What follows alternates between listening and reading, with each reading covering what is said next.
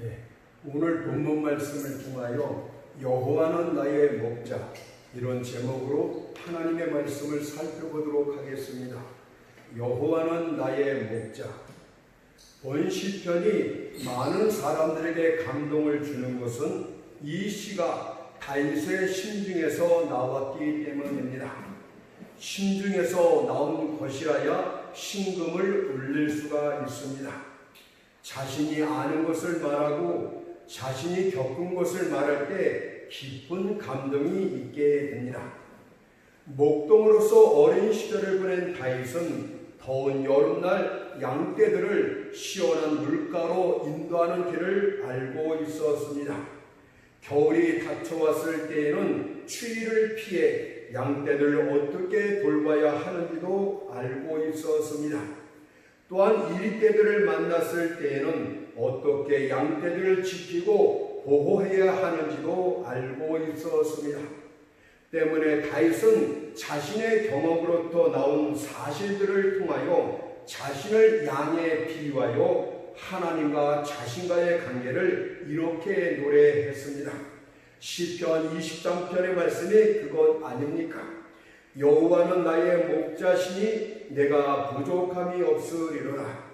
그가 나를 푸른 초장에 누이시며 쉴만한 물가로 인도하시는도다. 내 영혼을 소생시키시고 자기 이름을 위하여 의의 길로 인도하시는도다. 내가 사망의 음침한 골짜기로 다닐지라도 해를 두려워하지 않을 것은 주께서 나와 함께 하시니라. 주의 지팡이와 막대기가 나를 안위하시나이다. 주께서 내 원수의 목전에서 내게 상을 베푸시고 기름으로 내 머리에 바르셨으니 내 잔이 넘치나이다. 나의 평생의 선하심과 인자하심이 정녕 나를 따르리니 내가 여호와의 집에 영원히 거하리로다 하고 노래를 했습니다.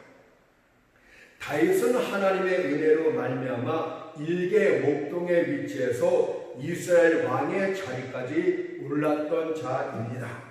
하지만 그의 삶은 매우 평탄치 않았습니다.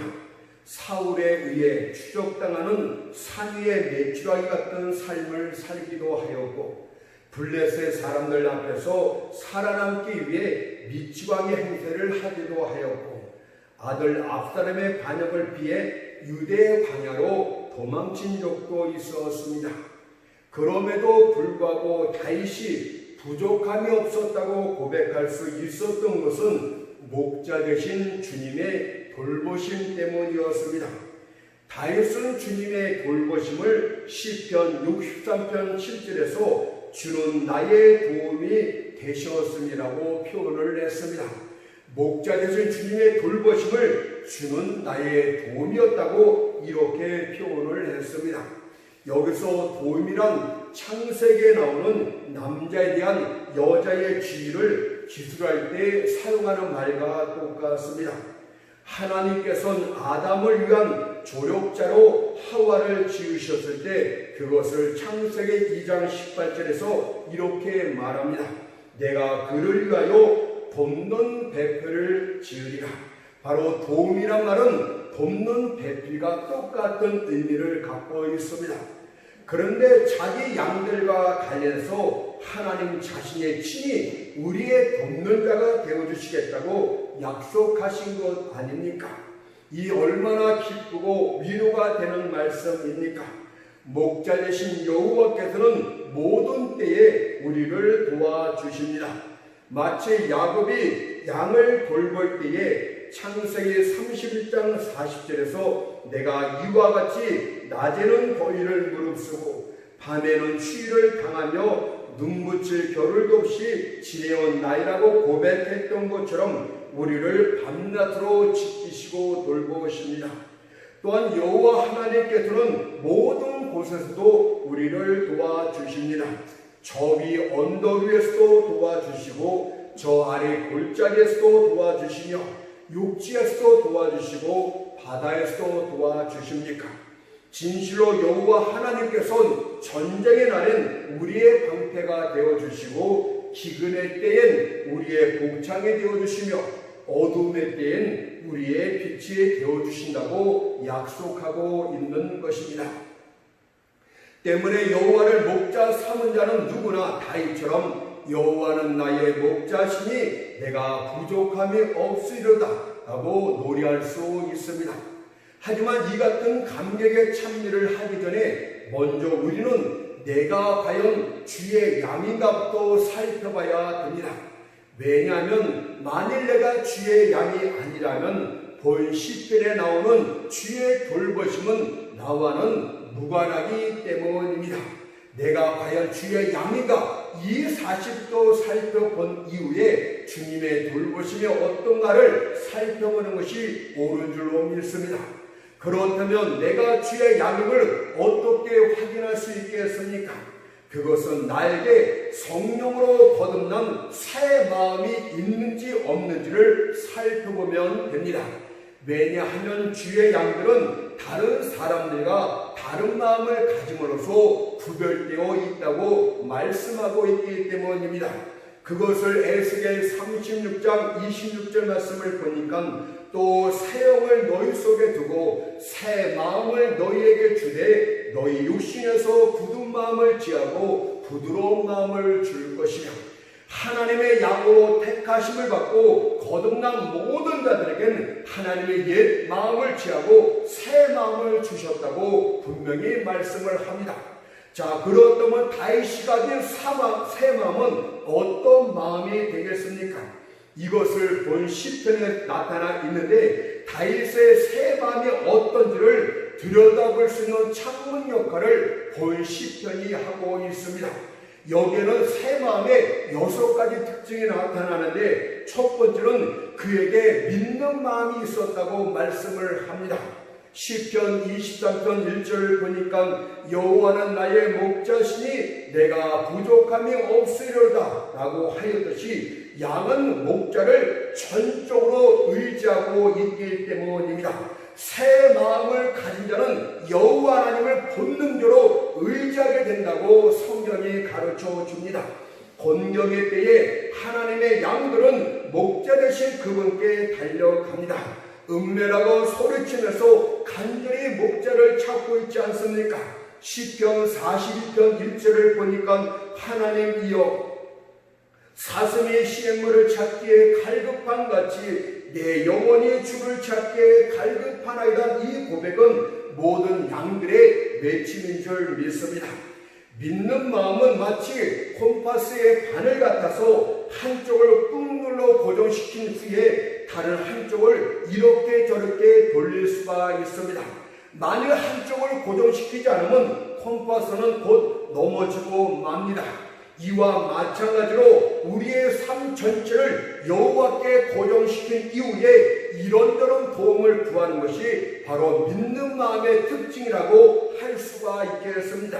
여러분들은 여러분들의 삶을 우리 하나님께 완전히 고정시키고 있습니까? 그 이후에 이러니 저러니를 하고 있습니까? 이것이 믿는 마음의 두드러진 특징이라고 말씀을 합니다. 어떤 이들은 고난의 때 사람들 사이를 갈짓자로 오고 가면서 나를 도와달라고 외치고 있습니다. 그러나 하나님의 양들은 곧장 하나님께 달려갑니다.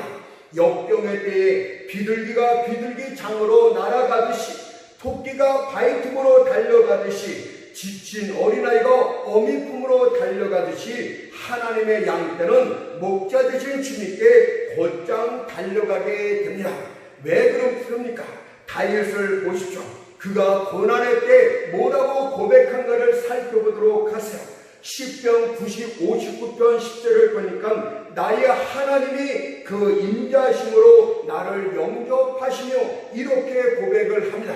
이 말은 무슨 뜻입니까? 마치 목자 되신 주님께서 양팔을 활짝 벌려놓고서 벌린 채 헐레벌떡 달려오는 양들을 반갑게 맞아주셨다고 고백하고 있는 거예요. 내가 고난할 때 목자 되신 주님께 달려갔더니 주님이 미리 기다리고 있다는 뜻이 활짝 두 팔을 벌리고 나를 맞아주셨다. 그것을 고백하는 것이 나의 하나님이 그 인자심으로 나를 영접하시려 이렇게 고백하고 있지 않습니까? 여러분들은 어떻습니까? 고난의 때, 위급한 때, 위험한 때 주님께 달려갔더니 어서 오라면서 주님이 두 팔을 벌리고 영접하여 주셨습니까? 이것이 바로 양의 두드러진 특징이고 믿는 마음이라고 말씀을 합니다. 여러분은 어떤가 살펴보도록 하세요. 여러분들 안에 믿는 마음이 있습니까? 공경의 때 주님을 찾고 있습니까? 그러나 믿음이 없는 자들의 특징은 무엇인지 아십니까? 과연 내가 기도한들 그분이 들어주실까? 곧 허공에 대고 소리치는 것은 아닐까? 이렇게 불신적인 말만을 합니다. 따라서 이런 자들은 여호와는 나의 목자시니 내가 부족함이 없으리다. 이 노래의 의미를 결코 이해하지 못합니다. 오늘 믿는 마음이 있습니까? 그러면 새 마음의 첫 번째 특징을 갖고 있는 것입니다. 두 번째는 겸손한 마음이 있다고 말씀을 합니다. 시편 23편 2절을 보니까 그가 나를 푸른 초장에 누이시며 쉴만한 물가로 인도하시는도다 라고 하였듯이 다윗을 푸른 초장 쉴만한 물가로 복된 길로 인도하신 분은 다윗 자신이 아니라 바로 그가 여호와 하나님이 그렇게 했다고 고백을 하는 겸손한 마음이 나타나 있습니다. 다윗은 자신이 이스라엘 왕위의 오른 일에 대하여 자신의 공로에 왕관을 씌우지 않고 오직 목자 되신 하나님께만 왕관을 씌워주었습니다. 그는 자신에게 모든 좋은 것들을 주신 분이 여호와이시라고 고백을 했습니다. 그래서 그는 시편 115편 1절에서 이렇게 고백하고 있지 않습니까? 여호와의 영광을 나에게 돌리지 마옵소서. 나에게 돌리지 마옵소서. 오직 주의 인자심과 진실하심을 인하여 주의 이름에 돌리소서. 이런 하나님 앞에 겸손한 마음이 있는가를 살펴봐야 된다고 합니다. 양들은 항상 하나님께서 복을 주시고 좋은 상황을 주시고 어떤 문제를 해결해 주실 때 하나님께서 그가 바로 그렇게 주셨다고 하나님께 영광과 찬양과 감사를 올리게 된다고 성경은 말하고 있습니다. 그러나 어떤 일은 마치 자신이 뭐라도 된 것이냐 또한 그분을 떠나서도 무엇인지 할 수 있느냐 떠벌리는 자들이 있습니다. 느부갓네살 왕처럼 바벨론 성읍을 거니면서 교만 중에 위대한 나를 봐라 이는 내 능력으로 이룬 것이 아니냐고 떠벌리고 있습니다. 그러나 머리를 낮추는 것이 지혜라고 말합니다. 왜냐하면 이로 인하여 그의 지혜와 총기가 떠나 미치광이가 되었기 때문입니다. 그것을 다니엘서 4장 31절 32절이 이렇게 증거를 했습니다. 하늘에서 소리가 내려 가로되 느부갓네살 왕아 내게 말하노니 나라의 미가 내게서 떠났느니라. 네가 사람에게서 쫓겨나서 들짐승과 함께 거하며 소처럼 풀을 먹을 것이요 이와 같이 7대를 지내서 지극히 높으신 자가 인간 나라를 다스리시며 자기 뜻대로 그것을 누구에게든지 주시는 줄을 알기까지 이르리라. 우리는 모든 좋은 것들이 여호와 하나님 나의 목자로부터 왔다는 것을 알기 때문에 항상 겸손한 중에 주여 이 모든 것이 하나님의 은혜입니다. 이렇게 고백을 합니다. 그렇다면 여러분은 어떻습니까? 여러분들 하나님이 하나님께 드려야 될 영광을 가르치고 있다면 여러분들에겐 베드로서 5장 5절의 말씀처럼 하나님이 교만한 자를 대적하시되 이 말씀밖에는 전할 것이 없습니다. 그러나 하나님의 양들은 고린도전서 15장 10절의 말씀처럼 나의 나된 것은 하나님의 은혜로 된 것이니 이 고백이 저절로 나오게 됩니다.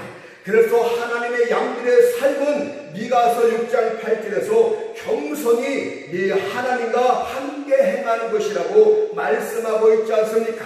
하나님의 백성들의 특징을 두 번째를 보세요. 그들은 모든 좋은 것을 받으면 우리 하나님께서 내게 이렇게 베풀어 주셨습니다. 내가 이런 좋은 자리를 갖던 것이 하나님의 은혜입니다. 내가 지금 나는 이렇게 될 수 없는데 나의 나된 것은 하나님의 은혜로 되었습니다. 그들은 이렇게 고백하고 간증하게 됩니다. 이것이 우리 인간의 본 마음에선 절대 나오지 않는데 성령으로 거듭난 새 마음에서 이 겸손한 마음이, 하나님 앞에 향한 겸손한 마음이 나오게 된다고 말씀을 합니다. 세 번째는 거룩한 마음이 그 가운데 있다고 말씀을 합니다. 시편 23편 3절에서 그가 자기 이름을 위하여 의의 길로 인도하시는다고 하였듯이 하나님은 자기 자신을 위해서라도 우리들을 의의 길로 인도하신다고 말씀하고 있지 않습니까? 성도란 누굽니까? 창세전에 하나님께서 자신의 분깃으로 선택한 자들이기 때문에 그들은 반드시 거룩한 자들입니다. 그것을 에베소 1장 4절에서 창세전에 그리스도 안에서 우리를 택하사 우리를 사랑 안에서 그 앞에 거룩하고 흠이 없게 하시려고, 하나님은 여러분들을 거룩하게 만드시기 위해서 거룩함으로 날마다 이끌어 가신다고 말씀하고 있지 않습니까? 또한 그리스도께서 특별히 많은 사람들 가운데서 구속한 자들이기 때문에 여러분은 거룩함으로 나아가게 된다고 말씀을 합니다. 이것은 계시록 14장 4절 5절에서 이렇게 말씀을 하는데, 이 사람들은 사람 가운데서 구속을 받아 처음 익은 열매로서 하나님과 어린 양에게 속한 자들이니 그 입에 거짓말이 없고 흠이 없는 자들이더라 라고 말씀을 합니다. 그래서 그리스도인들을 거룩한 백성, 즉 신명기 14장 2절에서 성민이다 이렇게 표현을 했습니다. 그러나 이 땅의 그리스도인들은 완전한 거룩한 자는 존재하지 않습니다. 그럼에도 불구하고 여러분들을 성도다, 성민이다, 거룩한 자라고 말씀하는 까닭은 성경의 사람을 묘사할 때 어떤 부분적인 결점이나 허점을 두고 말하는 것이 아니라 그의 삶의 전반적인 행동을 중심으로 해서 성경은 말하기 때문에 거룩한 백성이라고 말할 수 있습니다. 여러분의 삶의 전체적인 흐름이 순간순간 잘못되어 있고 허물도 있지만 하나님을 향해서 하나님의 이름을 위해서 의의 길로 거룩한 자로 나가고 있습니까? 새 마음을 가진 자만이 그렇게 할 수가 있다고 합니다. 예를 들어서 동쪽에서 서쪽으로 흐르는 강물이 있다고 칩시다. 하지만 그 강물 쪽에는 일직선으로 흐르지를 않아요. 중간에 북쪽으로 흘러가기도 하고 다시 되돌아서 동쪽으로 흐르기도 합니다. 그럼에도 불구하고 강의 주류가 바다 쪽을 향해서 흐르는 모습을 보고 동에서 서쪽으로 흐른다고 말하고 있지 않습니까? 이와 마찬가지 원리로 하나님의 자녀들도 삶의 주류가 어떤 방향을 향해서 흐르고 있는가를 보고 판단하게 되는 것입니다. 그렇다면 여러분들은 어떻습니까? 악이 여러분들을 다스리지 않고 하나님의 은혜가 여러분들을 다스리고 있습니까? 때때로 죄에 넘어지기도 하지만 바르고 진실된 거룩한 방향의 삶을 살고 있습니까? 그렇다면 여러분들은 주께 속한 양들이라고 말씀을 합니다. 네 번째는 담대한 마음이 새 마음에서 나온다고 이야기를 합니다. 왜냐하면 시편 23편 4절을 보니까 내가 사망의 음침한 골짜기를 다닐지라도 해를 두려워하지 않을 것은 주께서 나와 함께 하시니라. 주의 지팡이가 막대기가 나를 안위하시나이다. 주님께서 나와 항상 함께 하심을 그는 믿고 있기 때문에 두려워하지 않는 담대한 마음을 갖고 있다고 말하고 있습니다. 여러분들은 사망의 음침한 골짜기를 다닐 때 두려워하지 않을 수가 있겠습니까? 어떤 심각한 문제가 발생해도 하나님이 나와 함께 하시기 때문에 나는 문제가 되지 않아 이런 담대한 마음을 갖고 헤쳐나갈 수가 있습니까? 이것은 새 마음을 가진 자만이 할 수 있다고 합니다. 다윗은 얼마나 용감한 사람이었습니까? 이스라엘의 겁쟁이 군대가 싸움터에서 도망치려고 할 때 거만한 블레셋 장군 골리앗과 싸우려고 나갔던 자가 바로 다윗이고 거기서 이스라엘을 구원한 자가 바로 다윗이었다는 것을 우리는 알 수가 있습니다.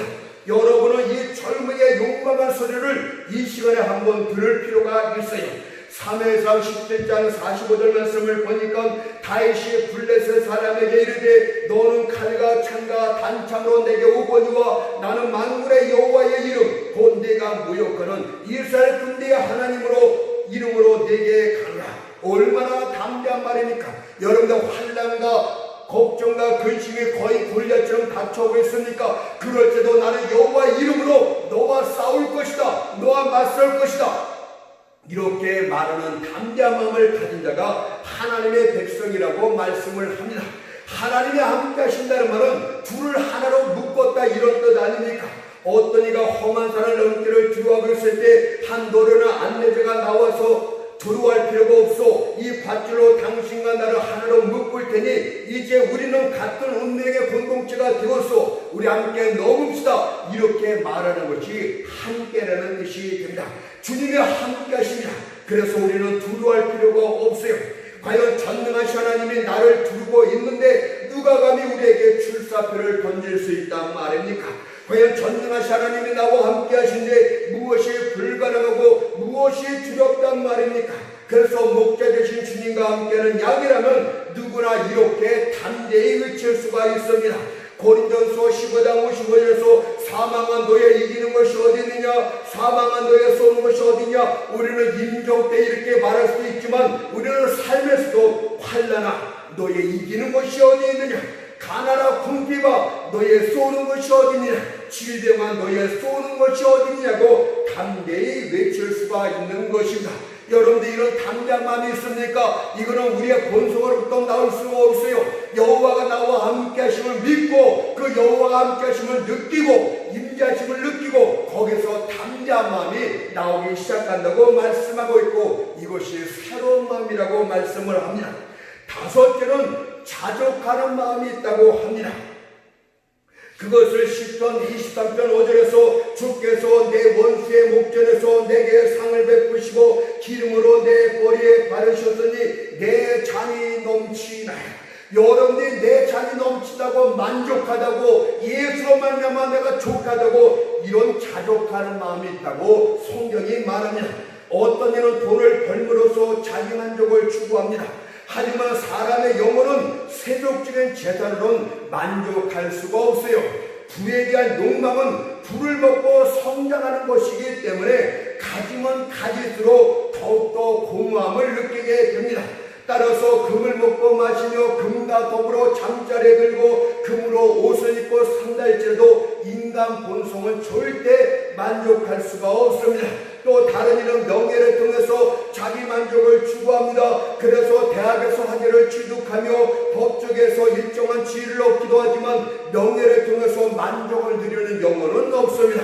명예는 한 모금의 단대의 연기 같아서 불멸의 영혼을 결단코 만족시켜 줄 수는 없습니다. 어떤 이는 이 두세 명의 아첨으로 만족을 느끼던 때가 있었습니다. 그러나 지금은 온 나라가 그를 칭찬하고 있다 할지라도 만족하지 못한 채 전도서 1장 1절의 말씀처럼 헛되고 헛되며 헛되고 헛되니 모든 것이 헛되다고 외치고 있지 않습니까?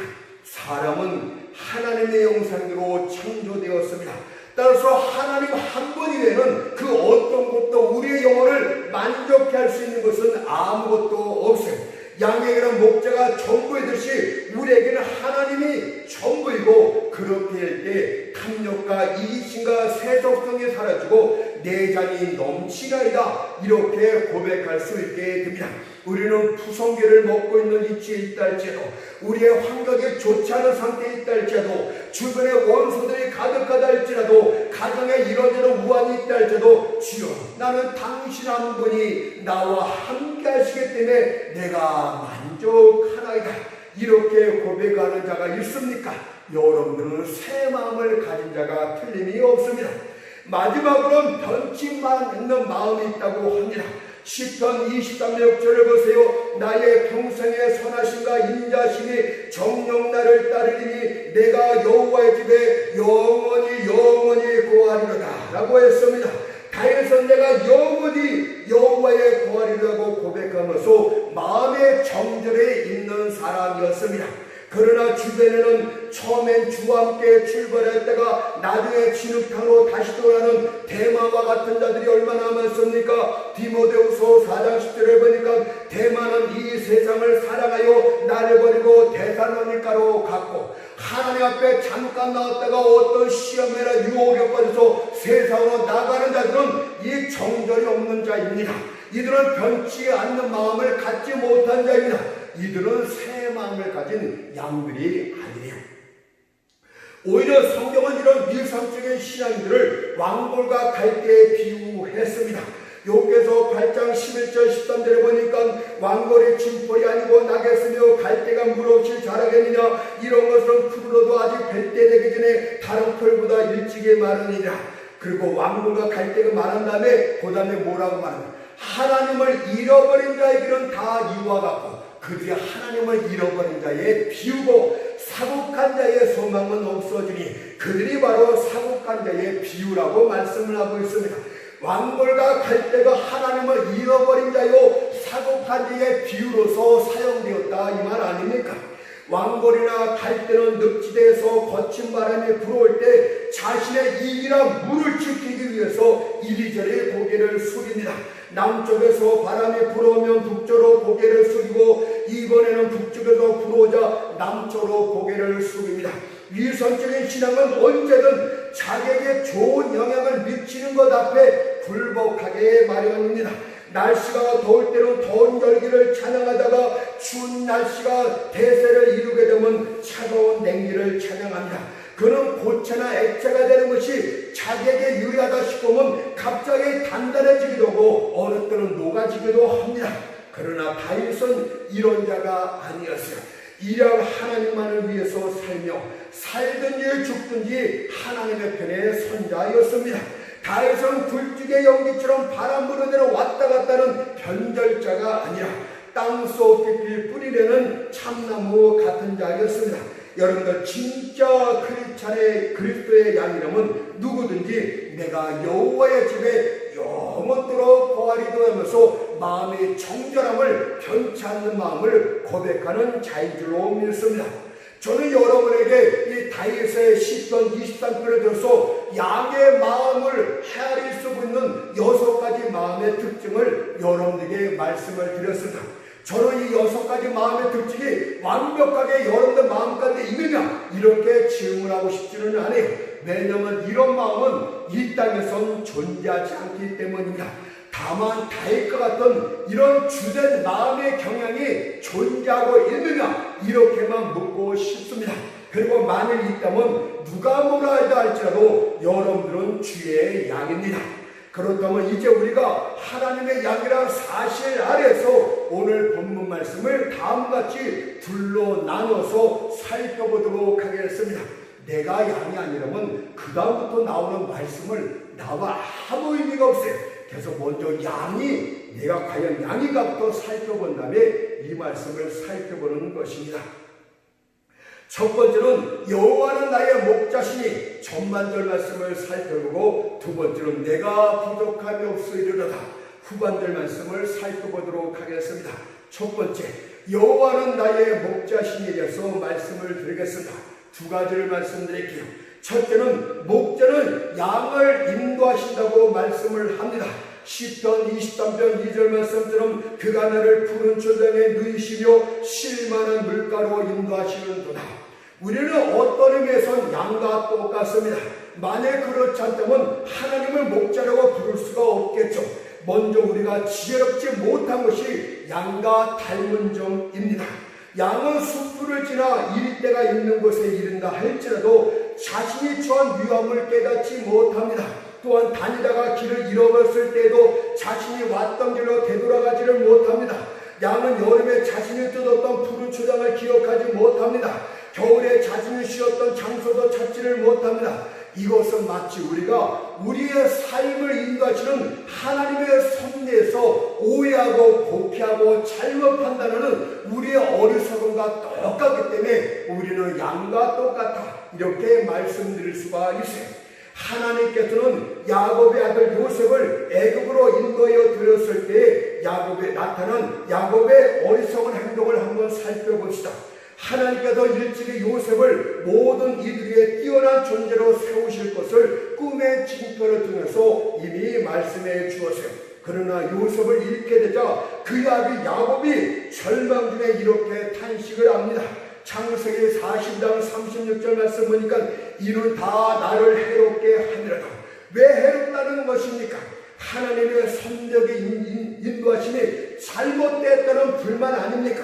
그러나 훗날 죽은 줄로만 알았던 요셉이 애굽의 국무총리가 되었다는 소식을 듣게 되었을 때 그는 크게 기뻐하면서 창세기 45장 28절에 고백을 합니다. 조카도다. 내 아들 요셉이 지금까지 살았으니 내가 죽기 전에 가서 그를 보리라고 그가 기쁘게 노래하고 있지 않습니까? 이처럼 우리는 하나님의 섭리적인 인도하심을 오해하는 어린 양과 똑같습니다. 하나님이 여러분들 바른 길로 인도하고 좋은 곳으로 인도하고 여러분들의 아들을 자녀를 국무총리를 세우기 위해서 섭리 가운데 인도하겠음에도 불구하고 이는 다 나를 해롭게 함이라고 불평하고 원망하고 있는 어리석은 양입니다. 만일 그때 야곱이 하나님의 섭리를 이해할 수 있는 지혜가 있었다면 그는 그때 이는 다 나를 이롭게 함이로다 라고 고백했을 줄로 믿습니다. 그래서 하나님의 섭리에 대해서 10편 36편 6절에서 주의 판단은 큰 바다와 일반이라고 이렇게 비유적으로 이야기를 했습니다. 주의 판단은 큰 바다와 일반이라. 무슨 뜻입니까? 하나님의 판단은 큰 바다처럼 너무도 깊고 넓어서 사람이 헤아릴 수 없다는 뜻이 담겨져 있습니다. 옛날에는 사람들이 바다가 사람과 사람들을 갈라놓는 해로운 곳이라고 여겼던 적이 있었습니다. 그러나 조선업이 발달함에 따라 오히려 바다는 사람과 사람들을 빠르게 이어주는 고속도로 역할을 하고 있지 않습니까? 얼마나 이로운 것입니까?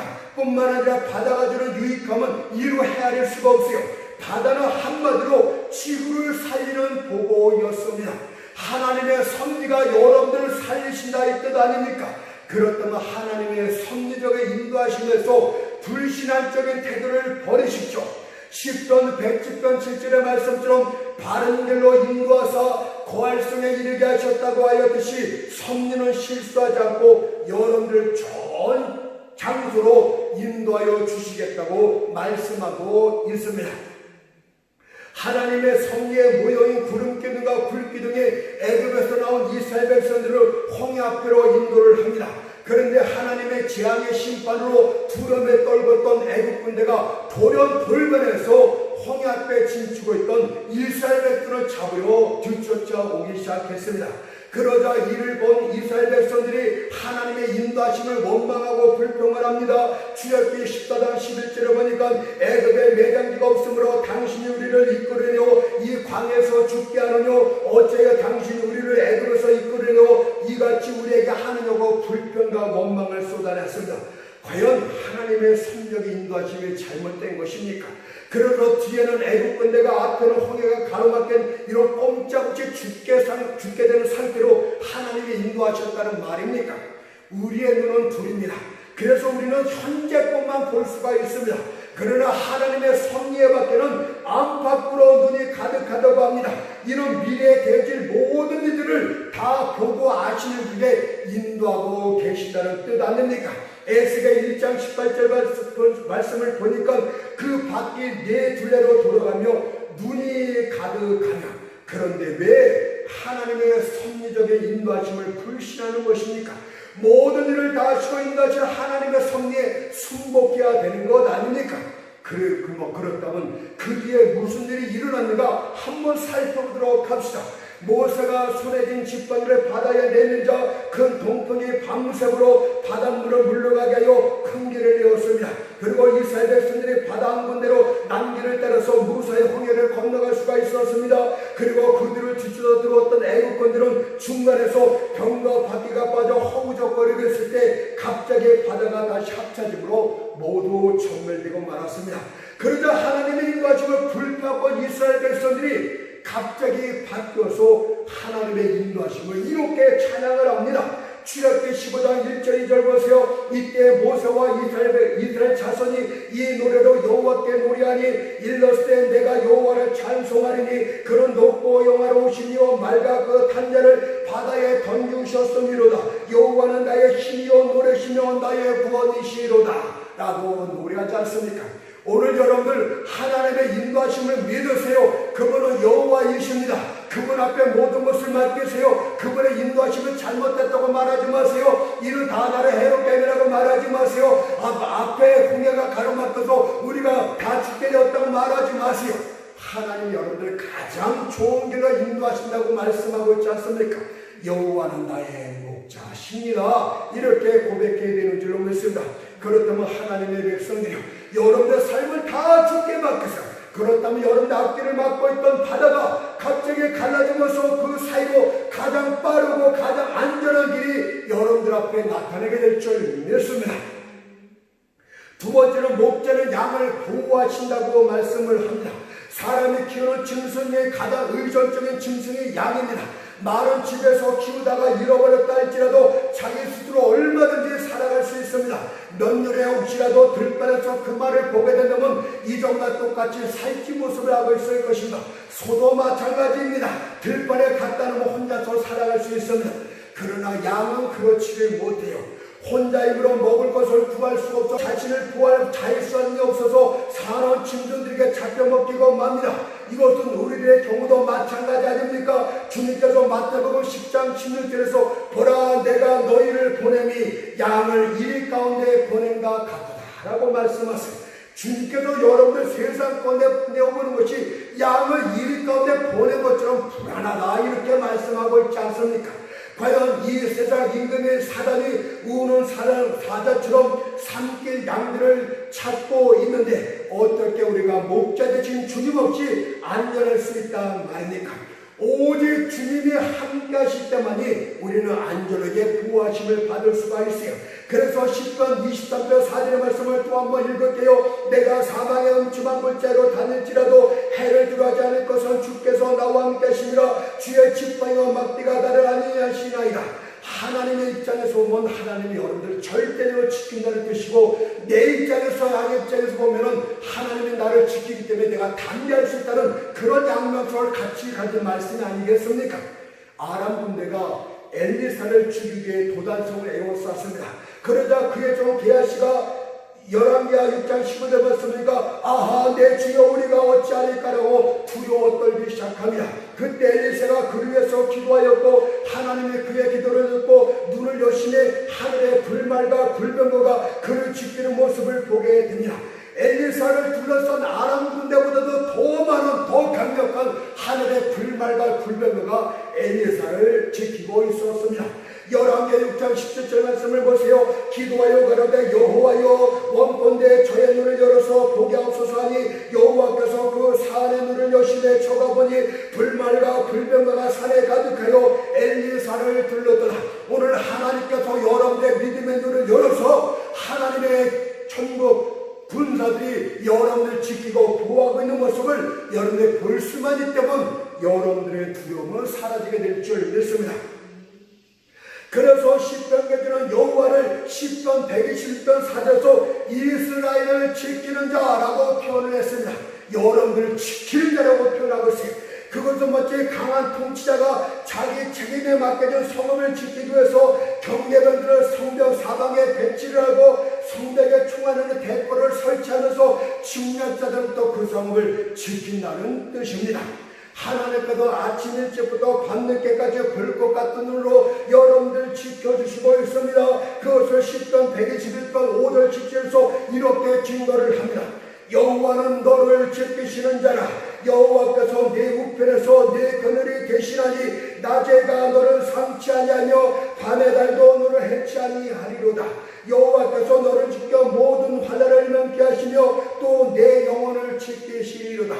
여호와는 너를 지키시는 자요. 때문에 다윗은 해를 두려워하지 않는다고 고백을 했습니다. 과연 여호와께서 우리를 지키시는데 무엇이 두렵고 무엇이 무섭단 말입니까? 누가 감히 그의 양들을 해코지 할 수 있단 말입니까? 히브리서 13장 6절에 보니까 주는 나를 돕는 자신이 내가 무서워 아니하겠노라. 사람이 내게 어찌하여 하리오라고 했듯이 하늘이 갈라지고 땅이 열려 녹아진다 할지라도 여러분들을 지키시고 안전하게 하시겠다고 말씀하고 있지 않습니까? 그러니 웅장한 산이 요동쳐 바다에 빠진다 할지라도 놀라지 마세요. 왜냐하면 여러분들의 서 있는 반송은 영원토록 굳건할 것이기 때문입니다. 시편 46편 1절 3절에 보니까 하나님은 우리의 피난처여 힘이시니 환난 중에 만날 그 도움이시라. 그러므로 땅이 변하든지 산이 흔들려 바닷 가운데 빠지든지 바닷물이 흉흉하고 뛰노는지 그 그것이 넘침으로 산에 이동할지라도 우리는 두려워 아니하리로다 라고 고백을 하세요. 여호와는 여러분들 하나님의 양들을 인도하시고 하나님의 양들을 보호하시는 그런 목자라는 사실을 믿는다면 왜 여러분들이 두려워합니까? 여러분은 그 다음에 무슨 고백을 해야 됩니까? 여호와는 나의 목자시니 고백의 의미를 알았다면 그 다음은 내가 부족함이 없으리라. 두 번째 대지를 살펴보겠습니다. 내가 부족함이 없으리란 말은 만족의 극치를 표현하는 말입니다. 이는 나는 다 풍족하게 가져두다. 그뿐 아니라 그 이상의 것을 가지고 있다. 하나님이 내 것이냐 나는 족하도다 라고 말하고 있는 게, 나는 족하고 족하도다. 여호와가 나의 목자니 내가 만족하고 부족함이 없다. 이렇게 말하는 최고의 극치를 표현하고 있는 것이. 하지만 다윗의 삶을 살펴보게 되면 이 욥은 현세적으로 많은 것을 가졌다는 의미가 아니라 내적 만족을 표현했다고 말씀드릴 수가 있습니다. 왜냐하면 그런 파란만장하고 얼룩덜룩한 삶을 살았기 때문입니다. 그러나 여호와가 그의 목자가 되었기 때문에 부족함이 없다고 고백을 한 것이, 하나님께서는 여러분들 창고에다가 여러분 죽을 때까지 먹을 그 곡식을 쌓아두면서 부족함이 없다고 말한 것이 아니고, 하나님은 일용할 양식을 주지만 매일매일 여러분들을 필요한 것으로 인도하시고 필요한 것을 필요할 때 공급하시기 때문에 부족함이 없는 거예요. 실제로 다윗은 파란만장한 삶을 살았는데 부족함이 없다는 내용을 한번 살펴봅시다. 다윗의 소년시대를 보십시오. 그는 아버지의 양치는 일을 했습니다. 그 일은 매우 힘들고 거친 일이었습니다. 게다가 그의 형제는 그를 극도로 미워하고 무시했습니다. 심지어 그의 아들 이새주자도 그를 사랑스러운 표현인 막내라고 하지 않고 그를 멸시하는 표현인 말자라고 함으로써 그를 늘상 따돌렸다고 합니다. 그럼에도 불구하고 그는 여호와가 나의 목자였기 때문에 나는 부족함이 없다고 고백을 했어요.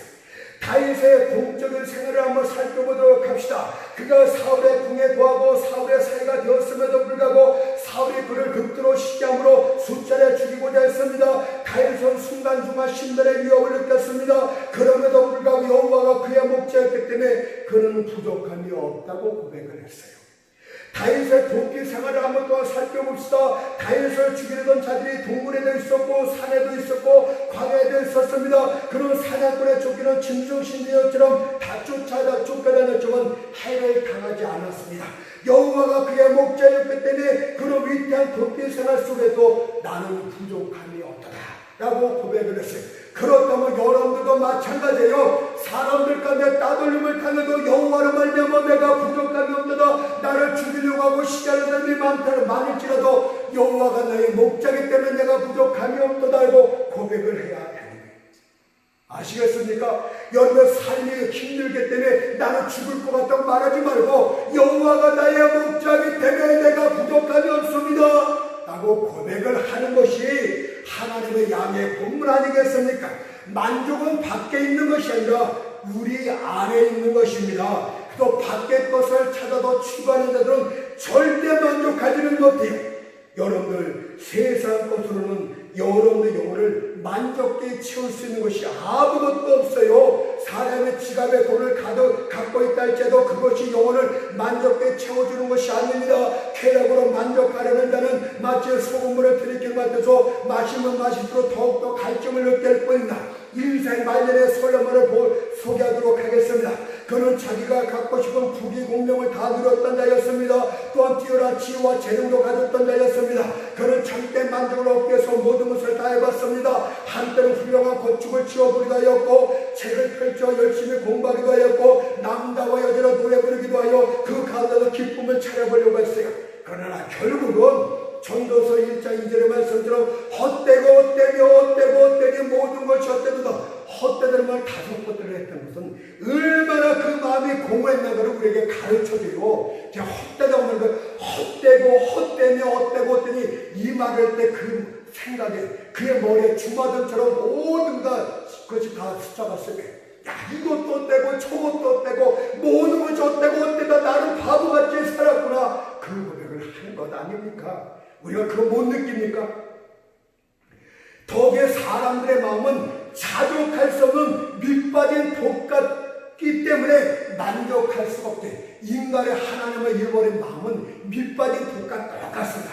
결혼도 하고 자녀도 있고 좋은 집도 있고 좋은 차도 있고 필요한 것도 갖고 있음에도 불구하고 그러고는 만족하다고 말하지를 않아요. 자족을 모르는 자는 항상 그 마음에 굶주린 상태에 있는 것입니다. 과연 이들의 마음에 시기와 질투로 가득한데 어떻게 만족이 있을 수 있단 말입니까? 다른 사람들이 자기보다 더 두각을 나타내면 그때부터 그 사람에 더 시기를 합니다. 그를 자기 밑으로 끌어내기 위해서 온갖 관계를 끌고 애를 쓰고 있지 않습니까? 그들은 만족할 수가 없어요. 어떤 면으로나 만족하지도 못해요.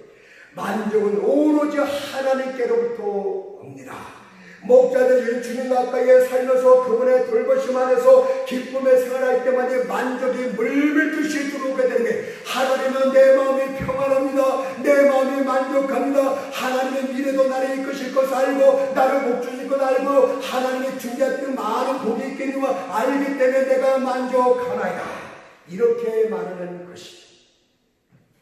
여러분이 어느 길로 가야 할지 몰라 갈팡질팡할 때 이사야 30장 21절 말씀처럼 이곳이 좁으니 너희는 이리로 행하라고 목자의 인도하심을 받는 자가 진짜 행복한 자입니다.